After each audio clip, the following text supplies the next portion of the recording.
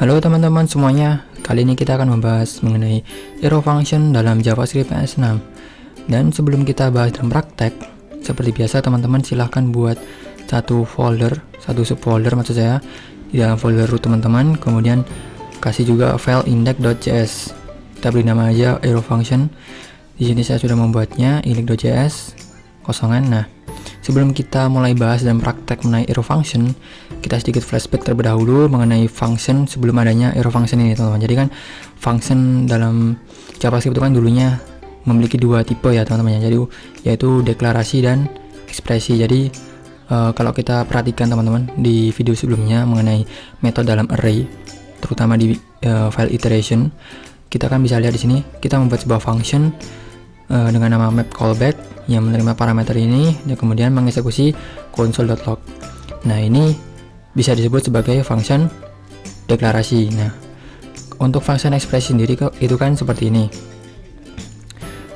Jadi misalkan map ini kan butuh callback, jadi kita bisa buat function seperti ini. Nah, ini namanya function ekspresi, teman-teman. Jadi atau biasa disebut dengan anonymous function, jadi function tanpa nama. Nah, jadi kan dulu kan kita membuat function bisa dengan dua macam seperti itu, function deklarasi dan juga ekspresi. Nah, untuk arrow function sendiri, dia itu paling cocok digunakan untuk membuat function ekspresi ya, menurut saya.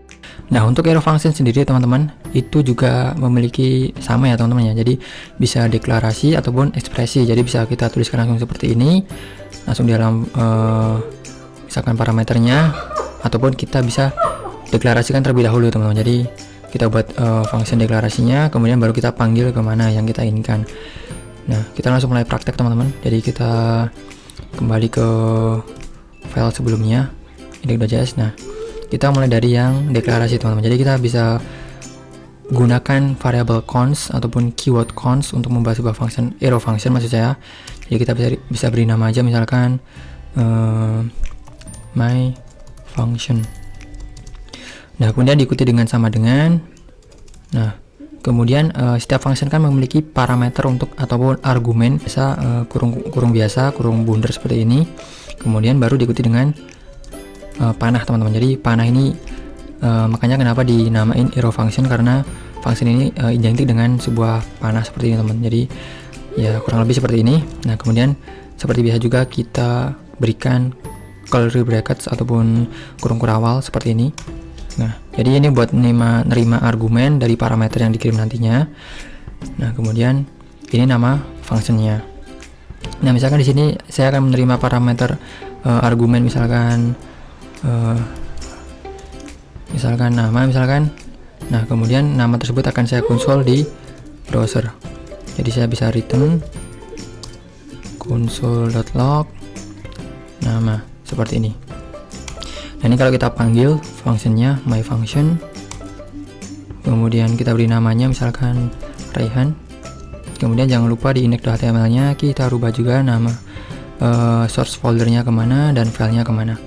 Kita ubah ke bagian arrow function index.js. Nah, kemudian kalau kita buka di browser, open in default browser, tunggu sebentar, laptop tua ya teman-teman ya, jadi agak lama. Oke, nah ini dia, kita buka konsolnya. Apa yang terjadi di sini kita bisa lihat muncul ya teman-teman ya, nama saya sendiri Raihan. Itu karena kita kirim string Raihan ini ke dalam function arrow function kita. Nah, jadi ini functionnya sudah berjalan dengan baik tanpa ada error, tanpa ada kendala apapun. Nah, kemudian tipe yang kedua itu ekspresi teman-teman. Jadi kita bisa misalkan saya memiliki data array const my array. Secara simpel aja teman-teman, kita bisa isi dengan number 1 dan 2 misalkan. Kemudian si array itu akan saya looping dengan map.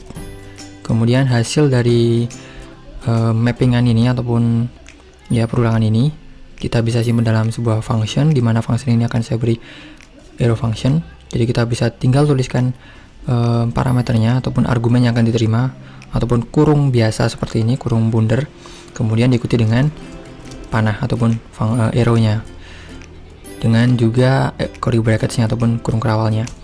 Kita bisa kasih konsol misalkan console.log. Nah, misalkan nama, dan ini di sini maksud saya adalah item. Di sini kita kasih item. Ini kita bisa kasih return juga ya. Save. Kemudian kalau kita buka di browser lagi, di sini muncul ya teman-teman ya, angka 1 dan 2 sesuai data array yang kita looping. Nah, ini kedua contoh mengenai function deklarasi dan juga function ekspresi dalam sebuah arrow function. Nah, terus bedanya apa sih antara function biasa dengan arrow function ini? Perbedaan pertama itu dia tidak di arrow function kita tidak bisa menggunakan keyword this. Nah, sementara di function biasa kita bisa gunakan keyword this. Perbedaan kedua tentunya dari pengkodingannya ya teman-teman ya. Jadi kalau arrow function kan kita pakai arrow seperti ini. Kalau di function biasa kita hanya tinggal tuliskan function kemudian nama functionnya. Nah, mungkin itu teman-teman sedikit mengenai arrow function dan juga function biasa. Semoga bisa bermanfaat buat teman-teman semuanya. Sampai jumpa di video selanjutnya.